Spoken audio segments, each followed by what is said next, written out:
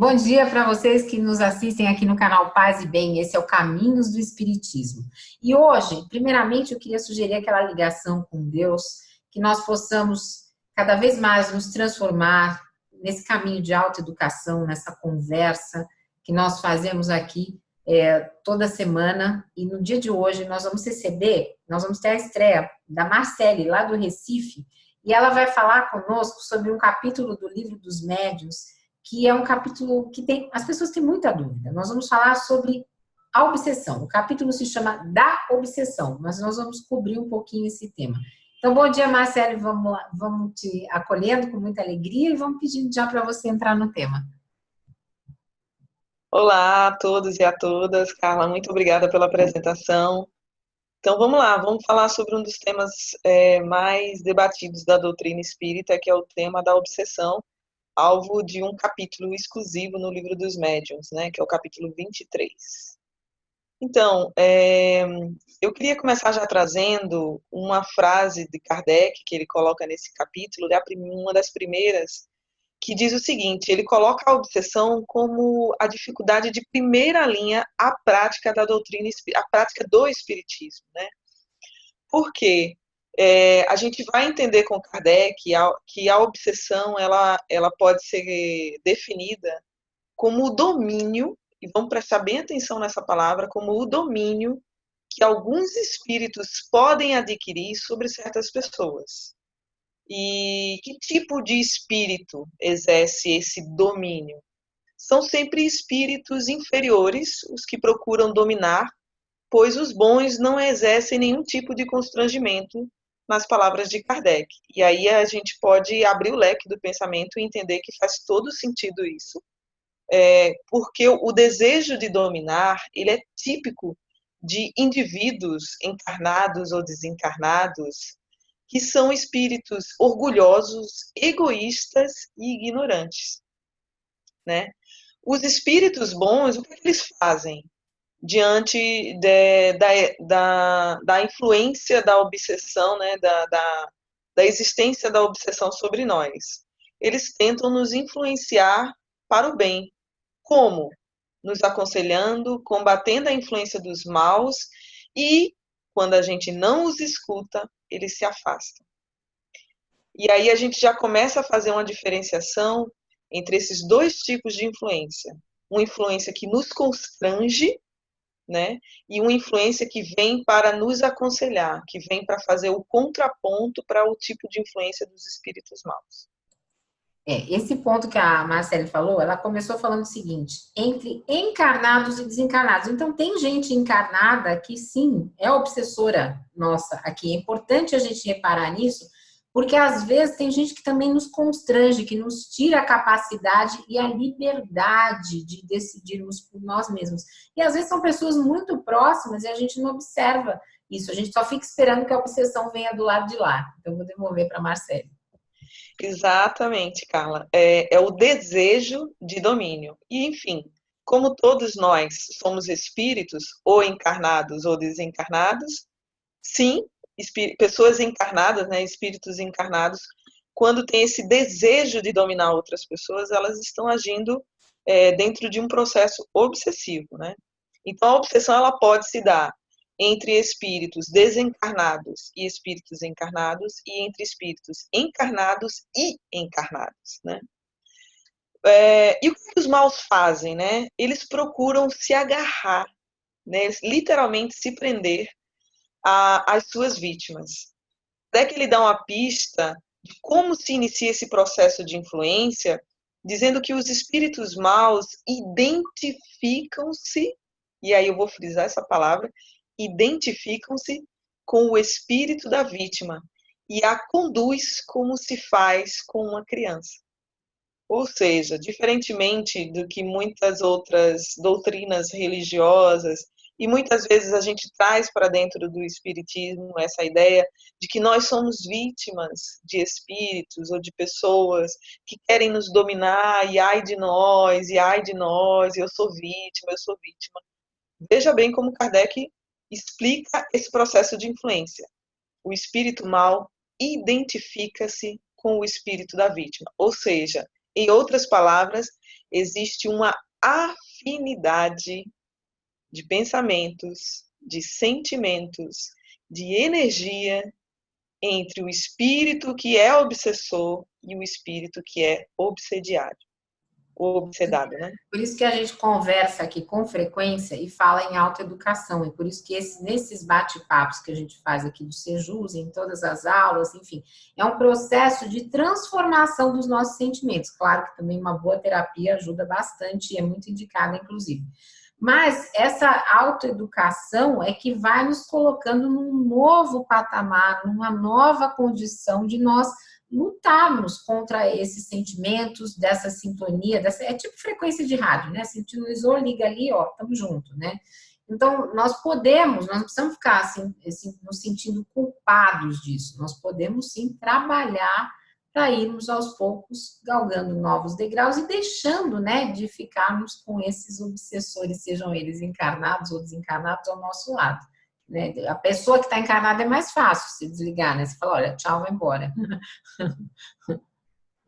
Exatamente. E aí é muito interessante a gente parar para pensar o seguinte: a doutrina espírita, né, a base da doutrina espírita, em nenhum momento prega que a gente tem que olhar para esses espíritos, estejam encarnados ou desencarnados, mesmo que a gente use o termo de espíritos maus, né, mas é só para poder categorizar.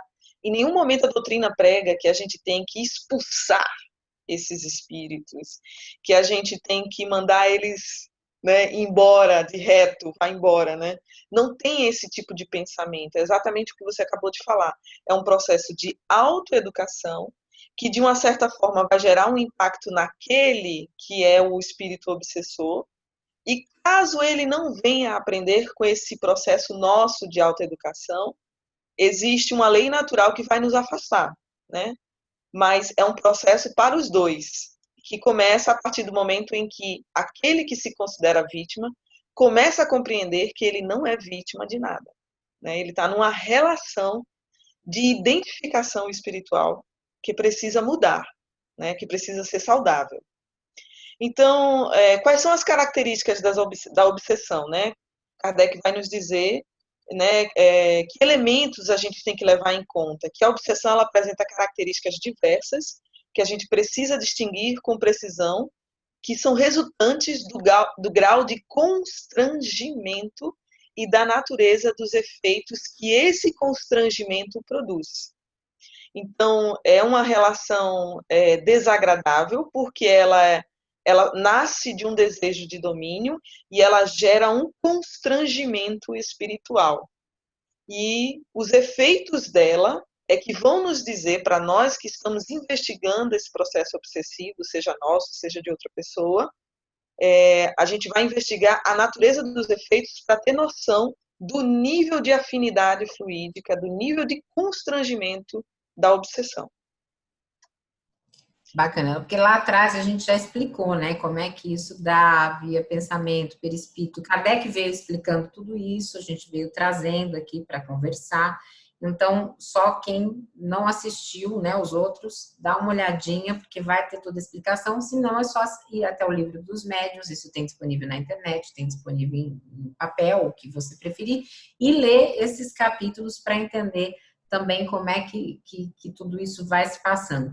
Mas vamos falar dos tipos de obsessão, Marcele, para a gente poder depois dar uma sequência? Vamos lá. Obsessão é um termo genérico, né? Quais são os tipos de obsessão que existem?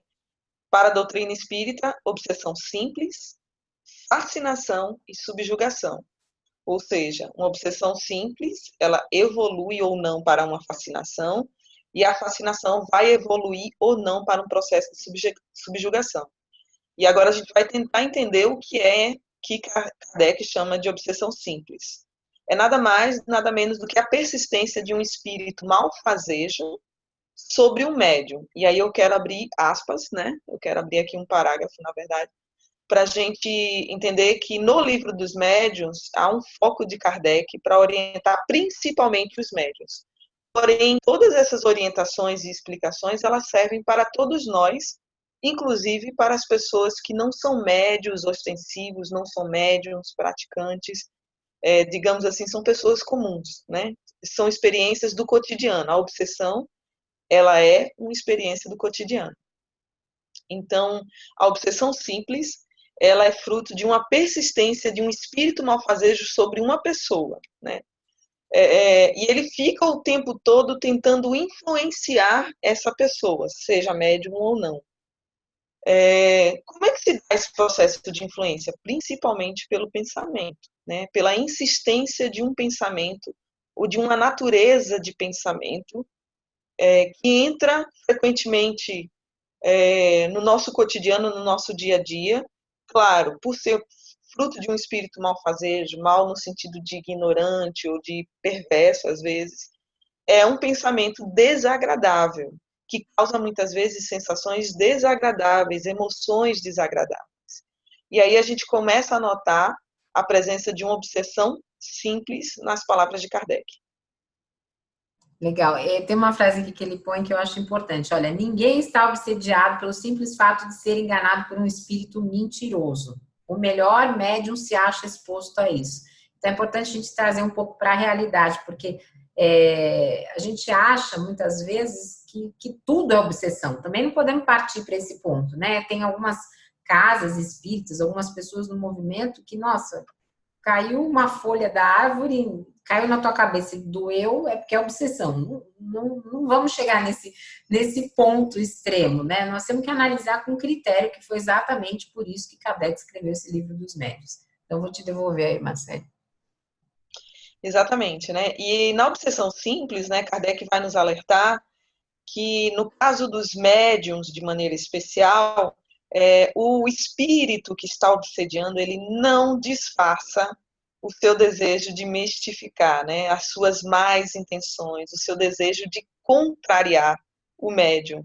O médium ou a equipe mediúnica, ou mesmo nós, no nosso cotidiano, a gente vai reconhecer a presença desse espírito no nosso pensamento, na nossa comunicação mediúnica, por essa insistência de não dissimular a verdade, né? Ele está ali contando uma mentira, a gente sabe que ele está mentindo, a gente sabe que ele está criando uma falsa, entre aspas, verdade, para que a gente se sinta enrolado nela. E aí a gente diz assim, a gente começa a perceber, porque diz, isso aqui não faz sentido, isso aqui vai contra os ensinamentos do Cristo, isso aqui vai contra os ensinamentos de Kardec, e por aí a gente já começa a desconfiar da presença de um espírito obsessor dentro de uma obsessão simples. Peraí, deixa eu tirar meu microfone, que às vezes eu ponho no mudo aqui e eu esqueço. Bom, vamos falar da fascinação e da subjugação, então, para depois a gente dar uma pincelada nas causas? Vamos lá. Claro. A fascinação, Kardec nos chama a atenção que ela tem consequências muito mais graves do que a obsessão simples, né? Na fascinação, veja bem, ela trata-se de uma ilusão criada diretamente pelo espírito no pensamento do médium ou da pessoa. E essa ilusão, ela paralisa, de certa maneira, a capacidade da pessoa ou do médium de julgar as próprias comunicações. E se for uma pessoa no seu cotidiano, a pessoa perde a capacidade de julgar o que está falando, o que está vindo no pensamento, a maneira como está agindo no seu dia a dia, está começando a sair da sua rotina. E o que é mais interessante, ela para de ter o bom senso, né, o julgamento, a capacidade crítica de perceber que as coisas estão ficando ridículas. E a palavra exata é essa, ridículas. O médium fascinado não se considera enganado. A pessoa que está no processo de fascinação não se considera adoecida. Esse espírito que está obsediando, ele consegue conquistar, através do pensamento e de uma influenciação fluídica, né? A confiança do médium ou da médium ou da pessoa, uma confiança cega de que aquela linha de pensamento está correta, impedindo que a pessoa perceba que ela está mistificando, que ela está dando vazão para inverdades, que ela está dando vazão para coisas agressivas e grosseiras. E aí, como é que a gente percebe que isso é um processo de fascinação? Porque as pessoas no entorno deste médium ou desta médium, ou dessa pessoa no cotidiano, começam a perceber que aquilo está saltando aos olhos, que está muito grosseiro, né? E que ela está vivendo ali um processo de autoilusão e não está se dando conta. E aí isso é muito importante, Gente, porque, deixa, infelizmente... Pois deixa eu diga. só dar um exemplo aqui enquanto a Márcia está falando. Outro dia, eu não vou dizer o nome do canal, claro, mas tinha um desses médiums aí que é supostamente famoso, falando que ia entrevistar um ET, né? Como médium. Então, assim, aí a gente já vê que o negócio está ficando grave, entendeu? Porque, né, tudo bem, a gente sabe que não somos um planeta habitado, mas trazer o ET no Zoom, né, no Hangout, vai ficar um pouco difícil, eu acho, né? A menos que ele descobrir um jeito de marcar a agenda com eles que a gente não conhece ainda, mas tinha isso lá. Entendeu? Então a gente já pode começar a suspeitar desse processo. E quando a gente fala mistificação aqui, não tem nada a ver com os místicos do diálogo interreligioso. É importante a gente deixar isso bem claro, que para a gente é outra, a gente entende de outra forma, tá? É como enganar mesmo, né, a pessoa. É isso que nós estamos dizendo aqui, porque como é um canal interreligioso, se você estiver assistindo, então é outro contexto. Vamos lá, Marcelo. Correto, isso. Mistificação no sentido de desejo de enganar as pessoas. É nessa linha de pensamento que Kardec usa essa palavra. E aí, que tipo de pessoa pode entrar num processo de fascinação? Qualquer pessoa. Qualquer pessoa, em qualquer idade, mas de uma maneira especial. As pessoas mais, vamos dizer assim, que já estão numa outra fase da vida, já estão mais amadurecidas, homens, mulheres, enfim, qualquer pessoa de qualquer classe social, dirigentes mediúnicos, médiums, pessoas conhecidas, né, pessoas de muito saber, e muito comumente, eu vou abrir aspas aqui, a partir da minha experiência com a mediunidade, com grupos mediúnicos, muito comumente pessoas de muita leitura e dirigentes mediúnicos costumam cair em processos de fascinação, né? E é muito perigoso, porque a pessoa para literalmente de raciocinar, de ser autocrítica. Eu queria só frisar mais uma vez que a fascinação é fruto de uma ilusão criada na mente, né? E a pessoa começa a fazer coisas ridículas, comprometedoras e até perigosas, né? Eu vou trazer um caso de uma experiência pessoal em que um dirigente mediúnico, né, se sentindo perseguido por metade do grupo que ele corrava, começou a chamar em separado os médiuns que ele achava que estavam perseguindo ele, para dizer que esses médiuns estavam mistificando, né? E aí, o que é que estava acontecendo que eu acompanhei esse processo? Na verdade, esses médiuns estavam chamando a atenção dele para alguns comportamentos autoritários que ele estava tendo no grupo e para algumas comunicações que estavam dando a entender que o grupo estava sendo sim, atacado e perseguido por espíritos malfazejos que tinham a intenção de destruir o grupo, né? De literalmente partir o grupo no meio. E que ele precisava tomar mais ciência disso. E aí, em contrapartida, ele começou a dizer que, na verdade, esses médios estavam perseguindo ele e não houve. A situação se tornou tão grave que as pessoas começaram a se afastar desse grupo mediúnico coordenado por esse coordenador, né? Infelizmente, na nossa leitura, ele estava num processo de fascinação, porque ele não ouvia mais ninguém, todo mundo estava errado, só ele estava certo, enfim.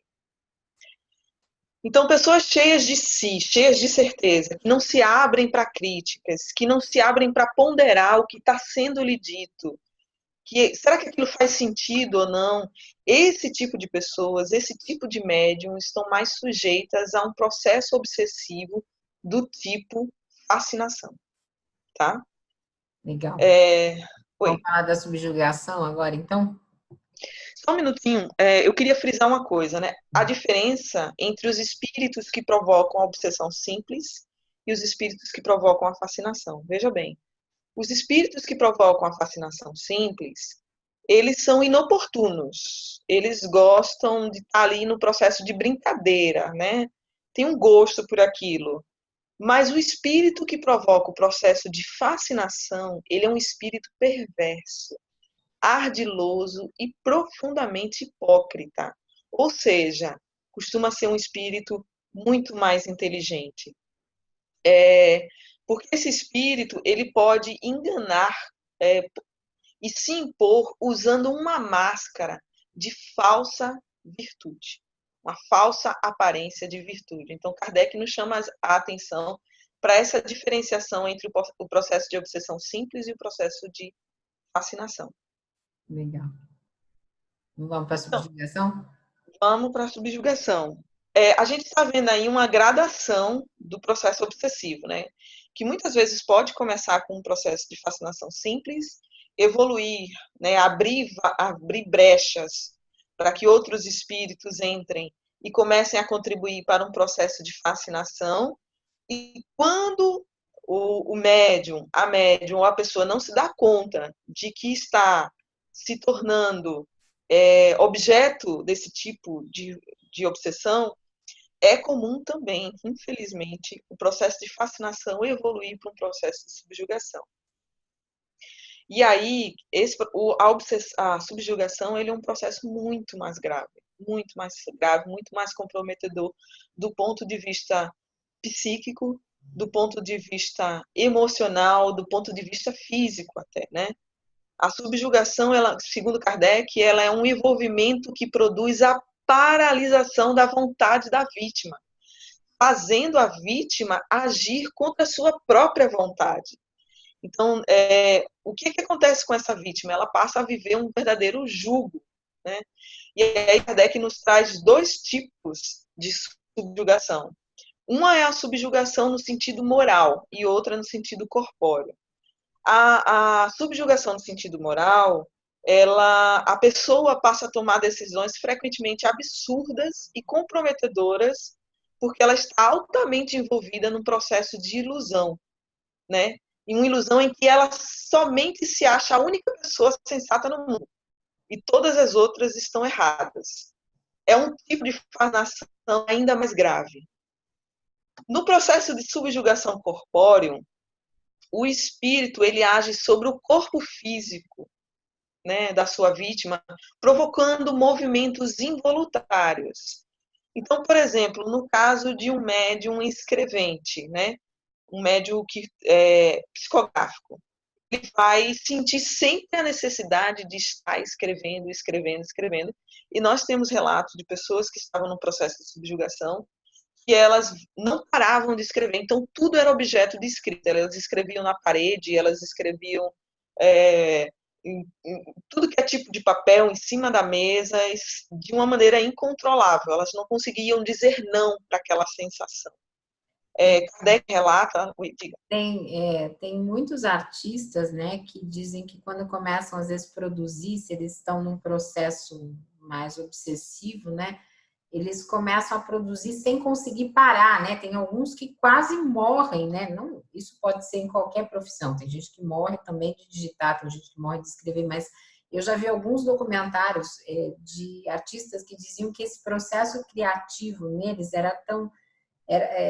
tomava tanto eles que eles ficavam dias, né, pintando, produzindo, fazendo, e aí você via, quando você olhava os desenhos, né, você olhava e via que não era uma coisa harmônica, pacífica, que era uma coisa mesmo que estava em peso dentro deles, né? Então, a gente tem que olhar bem para esses processos, inclusive para poder ajudar, porque muitas vezes a pessoa foge para outros caminhos sem ter ideia do que está passando, né? Exato. Quando aquilo começa a tomar a nossa vida a ponto da gente não conseguir viver mais com o mínimo de tranquilidade, porque o negócio já chegou a um nível muito grave, né? O ideal é a gente tentar tratar isso enquanto ele está evoluindo, né? A gente precisa observar em ambos os casos, né, na subjugação moral como na subjugação física, que às vezes as duas coisas acontecem juntas, que as pessoas, quem está sofrendo a obsessão, vamos dizer assim, elas se sentem constrangidas a agir de maneira ridícula, porque aquela linha de pensamento, aquela natureza de pensamento, de sensações, a constrange como se houvesse algum tipo de obrigação dela fazer aquilo. E a diferença é que na subjugação física, o obsedado, o obsediado, ele sabe que está sendo constrangido. Ele se dá conta da situação, mas ele não tem forças para reagir. E aí a subjugação corpórea, ela vai mais longe porque ela cria essa situação do ridículo no cotidiano. E aí Kardec traz um caso de um rapaz que se sentia na necessidade de ajoelhar, ele sentia uma pressão nas pernas e nas costas que faziam ele se ajoelhar no meio da rua e beijar o chão com muita frequência. E ele se dava conta de que ele não queria fazer aquilo, né, em lugares públicos, na frente das pessoas, mas ele se sentia constrangido, uma necessidade de ter que fazer aquilo e ele não conseguia controlar. Quando você pega a psicologia, né, e a psiquiatria, eles vão dar diversos diagnósticos para isso, né? Claro que tem que tratar segundo a ciência dos homens, a gente não está dizendo o contrário, mas sempre pode olhar também se tem algum processo obsessivo envolvido, né? Eu tendo a dizer que, ultimamente, quem está mandando ajudar o meio ambiente indo ou não indo no banheiro deve estar nesse processo, mas aí é uma coisa minha, entendeu? Eu que estou dizendo, não é o Kardec. Bom, vamos lá. Vamos em frente. Vamos falar das causas da obsessão rapidamente, para depois a gente falar, viu, gente? Porque também tem um jeito para tudo isso, a gente não precisa ficar sofrendo eternamente. A gente vai. Eu só queria trazer uma ressalva, Carla, que Kardec coloca no Livro dos Médiuns, que ele opta por não usar o termo possessão para os casos de subjugação, porque o termo possessão já existia, né? E se dava com relação ao domínio exercido pelos maus espíritos, quando a influência chegava a produzir aberrações, né? É a subjugação para nós, espíritas, mas ele prefere não usar o termo possessão por dois motivos. Primeiro, porque implica na crença da existência de seres que foram criados perfeitamente para o mal, voltados ao mal. E para nós espíritas, isso não é verdade, isso não faz sentido. Todos nós estamos mais ou menos temporariamente maus, né? Maus no sentido de ignorantes. E segundo, porque a ideia de possessão ela implica na tomada do corpo por um espírito estranho, né, numa espécie de coabitação, quando, na verdade, para nós espíritas, o que existe é um constrangimento moral e físico, ou moral ou físico, mas é um constrangimento, e não o espírito obsessor, ele não tira a nossa alma e toma conta do nosso corpo, não é isso que acontece. Legal. E mais para frente, né, o Kardec vai usar o termo possessão como sendo para o bem também, né? Como então, mais lá na frente nas obras do Básico, não sei se é em A Gênese, ele vai trazer a possessão como algo ligado ao bem. Então, a gente não usa isso, a gente usa a subjugação e pronto. Via de regra, a gente até simplifica, né, Marcela? A gente fala obsessão e pronto, né? Que é mais simples, todo mundo entende, e fica mais fácil. Tanto que você não vai falar para uma pessoa, você está subjugada, que a pessoa daí vai ficar mais, né, fragilizada. Então, vamos lá, vamos para as causas. Vamos lá, vamos para as causas da obsessão. As causas elas vão variar de acordo com o caráter do espírito obsessor, né? Às vezes, ela é a prática de uma vingança contra uma pessoa que magoou esse espírito na sua vida presente, né? Ou em outras existências. Também é frequentemente apenas o desejo de fazer o mal, pois como esses espíritos sofrem e sofrem muito, eles desejam fazer aos outros, às outras pessoas, sofrerem também, né, numa espécie de prazer em atormentar e humilhar outras pessoas que eles consideram mais felizes que eles. Então, ou a causa está na vida atual, ou a causa está em outra existência, fruto de uma mágoa, de uma contrariedade, de um processo de vingança mesmo, ou muitas vezes é porque o espírito ele vê você mais feliz que ele e por alguma razão ele começa a te perseguir no sentido de, experimenta um pouco do que é que eu sofro. Mas também, na nossa experiência, e isso Kardec vai trazer um pouco mais para frente, a causa do processo obsessivo, seja ele qual for, né, ela é fruto de uma imperfeição moral de quem se diz vítima da obsessão. Então, se nós temos uma prática de maledicência, né, de ter uma língua muito solta para julgar os outros, se nós cultivamos dentro do nosso íntimo pensamentos contrários à caridade, à prática do bem, à prática da solidariedade, da fraternidade, a gente começa a abrir espaço para que esses espíritos mais simples ou mais inteligentes, mas todos eles dentro dessa categoria de espíritos considerados obsessores, eles poderem se aproximar de nós. Porque eles vão se aproximar de nós a partir das nossas deficiências morais, daquilo que a gente precisa educar dentro de nós, dos pensamentos que a gente não cuida, né, para deixar de julgar o outro, para deixar de condenar o outro, né, de pensar de maneira mais fraterna, dos sentimentos que a gente fica dando vazão o tempo todo, de impaciência, de raiva, de ódio, de antipatia. Daí, em vez da gente começar a tratar isso e começar a ver a todas as pessoas como nós, como filhos e filhas de Deus, que estão num processo de experiência autoeducativa e educação coletiva. Então, quando a gente não cuida disso, a gente dá vazão a um processo obsessivo. Eu quero fazer só uma observação, gente, que aqui nós não estamos fazendo tratado para ninguém virar santo, não, tá? Até porque a gente não acredita em santo.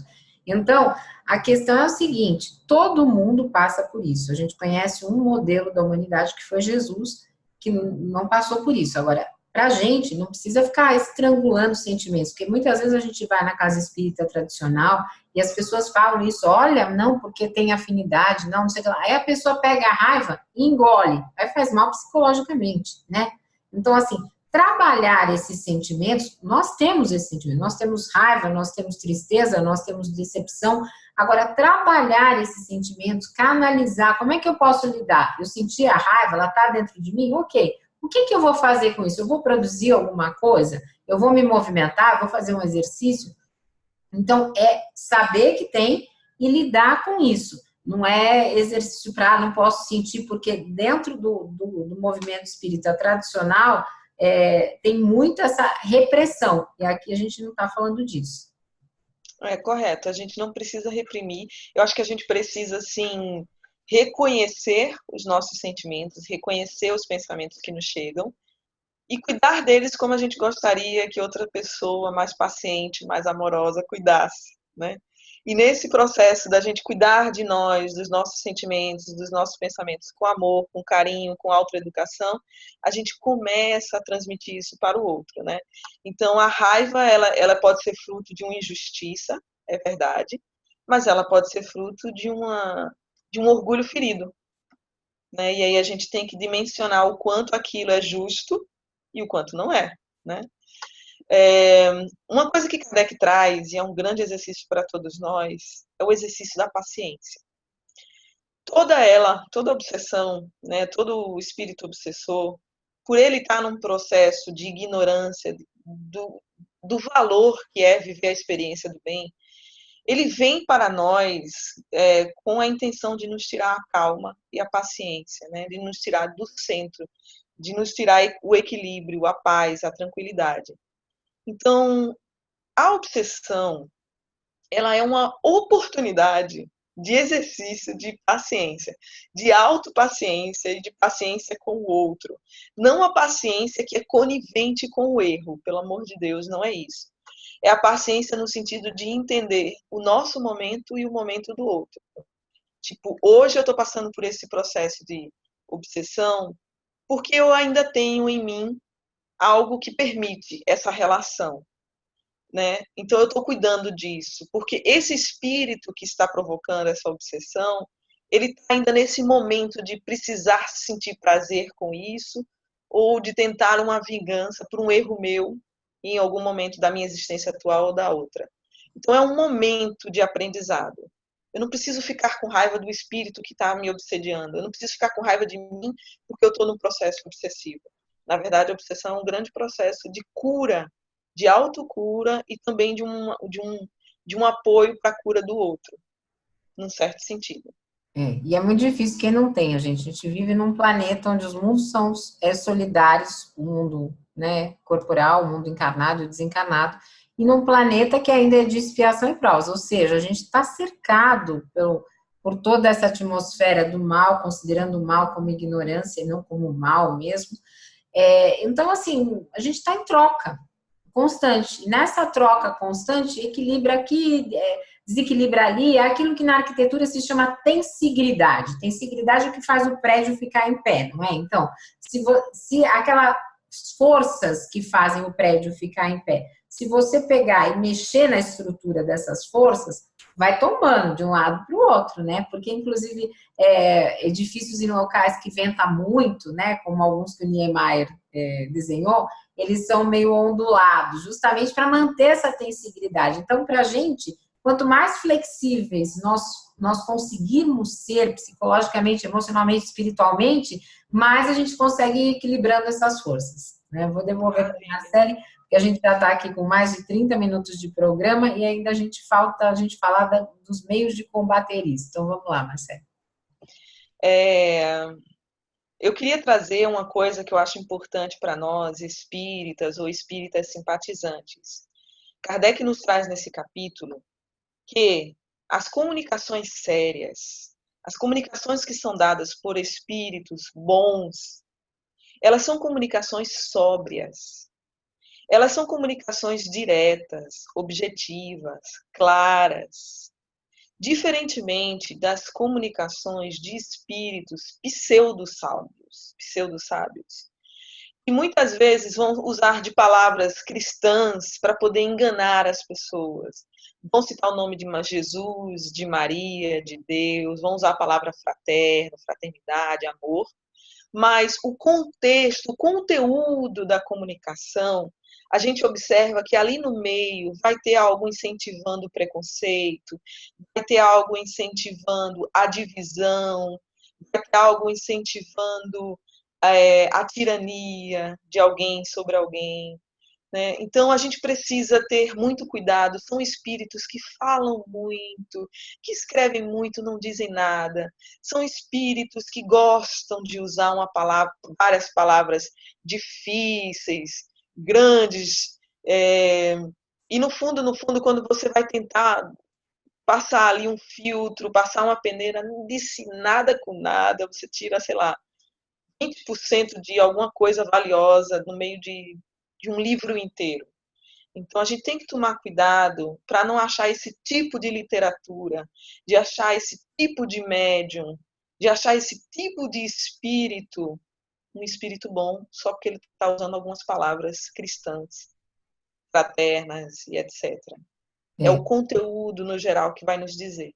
Isso que a Marcele nos trouxe, se não me engano, agora eu não vou lembrar de cor. Tem um programa que a gente fez aqui no Caminhos, acho que foi o Felipe Albani, que a gente fala da comunicação e vai falar também de psicografia e tudo isso, e vai dar parâmetros, segundo Kardec, segundo o livro dos médiuns, para se reconhecer aquilo que realmente é um conteúdo que vale a pena a gente ter, a gente assimilar, a gente investir.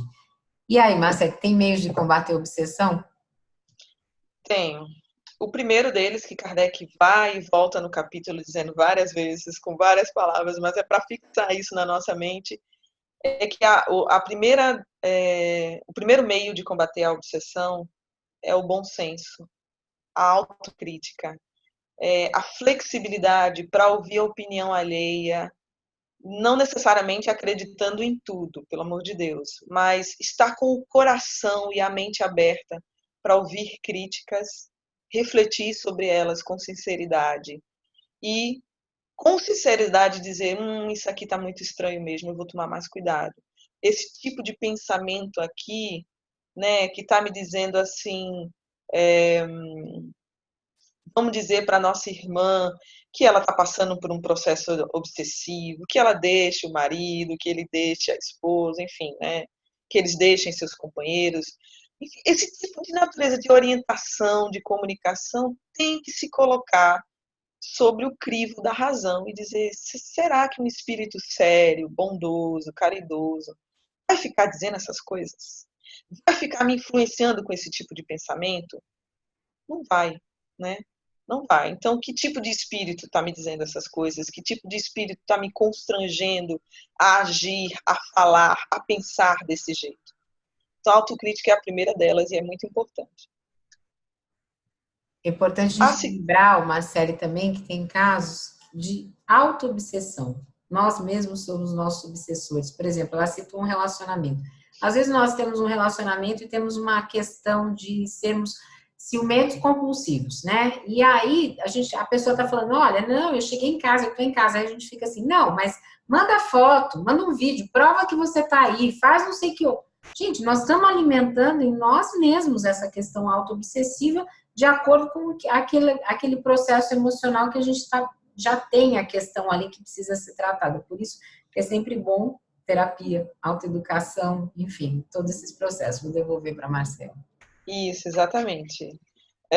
Muitas casas espíritas começam as suas palestras sobre obsessão dizendo toda obsessão começa com uma auto-obsessão que abre brechas para uma obsessão simples e aí vai, né? Eu lembro porque eu fiz muito isso. Qual é outro meio da gente combater a obsessão?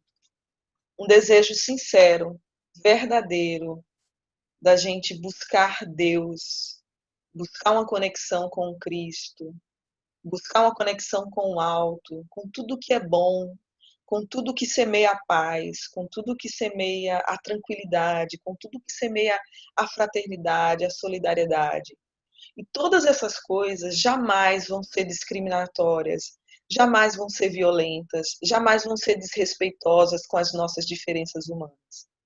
Então, esse desejo sincero, essa busca verdadeira por uma espiritualidade que nos torne uma pessoa melhor, é também um antídoto contra a obsessão, é uma barreira contra a obsessão. Legal. Eu não sei que ponto que você está aí da sua explicação, Marcelo, mas eu vou pedir só para a gente tentar condensar, para a gente ir encerrando daqui a pouquinho. Então, eu vou pedir só. Desculpa, Carla, na verdade eu deixei por último, né?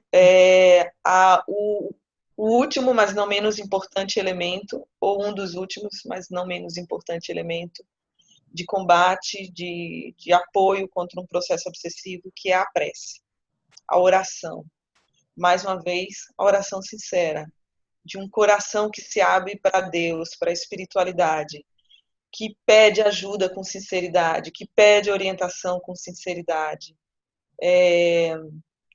busca a inspiração do alto, através de leituras evangélicas e de um diálogo com Deus, com a espiritualidade, que você sente, acima de tudo, uma paz que te faz feliz no meio da tormenta, uma paz que te faz enxergar até aquele que te agride como um ser humano, como uma pessoa num processo evolutivo, assim como nós. Uma paz que é aquela paz que está lá escrita na Bíblia, né?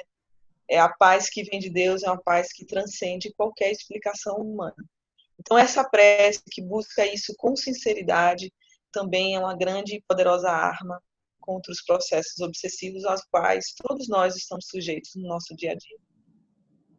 Felizmente, né? Porque é para todo mundo. Não tem privilegiados, pelo menos nisso, né? Para viver um momento de tanto privilégio, pelo menos nisso está todo mundo junto, né? Então, tá bom. Então, gente, esse foi o Caminhos do Espiritismo de hoje, um pouquinho mais longo. Obrigada por estarem conosco. Nós vamos pedindo que, se você gostou, curta, compartilhe. E se você puder, faça uma doação solidária, ajude o canal a ter novos projetos. O Mauro tem aí novas expectativas que ele gostaria de cumprir. Então, muito obrigada. Nós somos o Sejus. A Marcele, lá de Recife, fazendo a estreia dela. Obrigada, Marcele. Um beijo grande. Gente, muito obrigada. Muita paz a todos.